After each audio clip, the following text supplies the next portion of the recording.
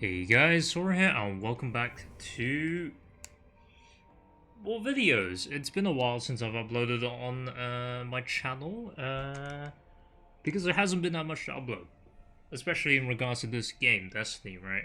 I've been playing a decent amount, but there's not really been anything noteworthy to upload. However, recently I've been doing a bunch of damage testing for swords on, because they're relevant for Crota again.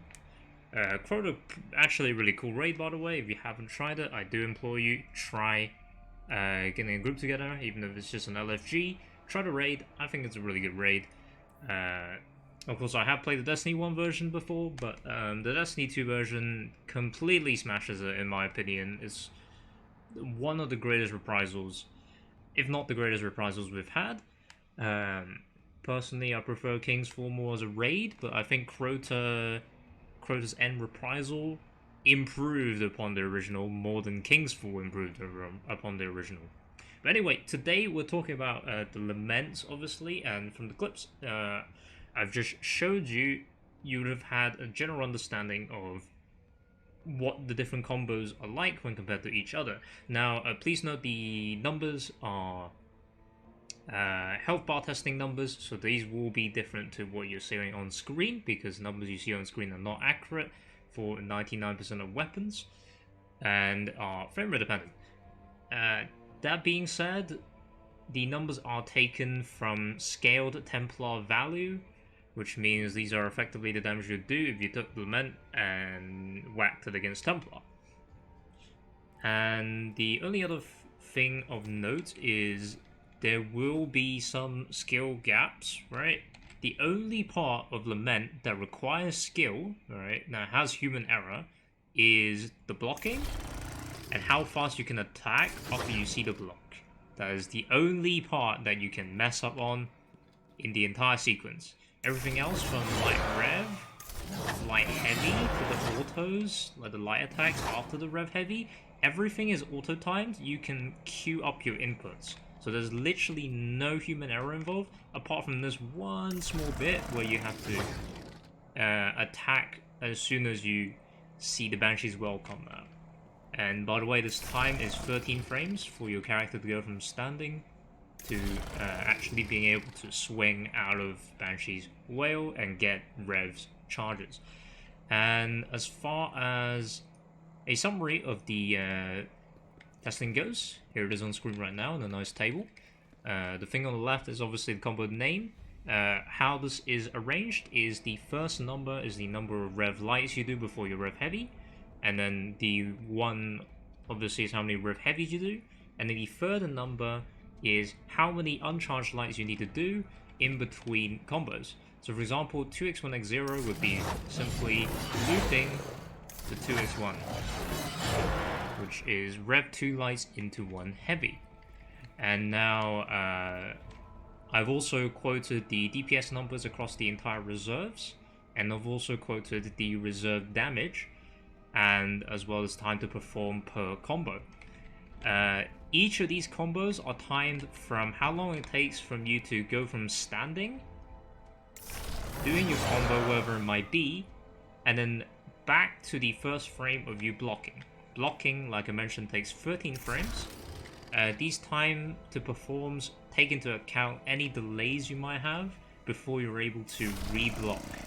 Okay, so for example, there is a 41 frame delay after the end of the rev heavy before you can block again, and then there's an 11 frame delay before you can light attack again after a rev heavy.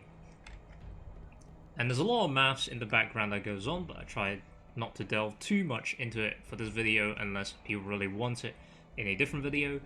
As far as the takeaway from this is, all the numbers you see on the screen right now tells you everything you need to know. The total damage is already optimized, okay? So what I mean by that is, for example, 2x1x0, rev 2 light into rev heavy takes 4 ammo per cycle. You can't use any reserve mods while you're doing the combo, because you need free loosen blades to do it.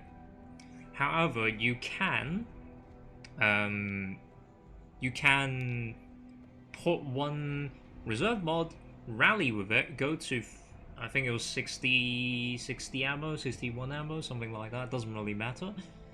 And then switch back to Lucent Blade. Yes, swords are funny, where if you have reserve mods, and then you switch off of them for something like Lucent Blade, and you do any attack that consumes ammo, it'll immediately remove any bonus ammo that you're not supposed to have.